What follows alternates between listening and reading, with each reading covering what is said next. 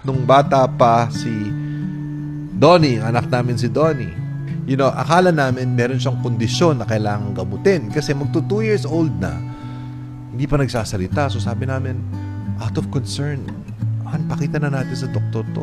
Tapos nung nag 2 years old si Donnie, "Hi, Mom!" Ganun na. He spoke in complete sentences. "Hi, Dad!"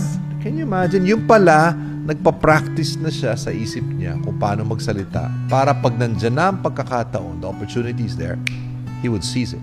Bigla ba naman nagsabi nung 17 ba? 16, 17? "Dad, Mom, I want to enter showbiz." Obstacle kagad sa'yo. Ayoko talaga. Yung pala, ang tagal niya nang iniisip. Diba? Sa ganun din pala, nag-iisip na kung anong diskarte niya para pag timing na, mag-aartista na siya. Right? But hindi naman lahat na nag-aartista nagsasucceed. So, yung obstacle ng paghihirap niya, pinagsikapan niya, ngayon ay naging opportunity. Pag-uwi yan, tapos hindi siya natanggap sa audition, di ba? Sama na Gusto mo loob. umiyak kasama niya. Tapos sinasabi natin, "Oh, pagod ka na? Tama na yan." Hindi, gusto ko talaga to eh.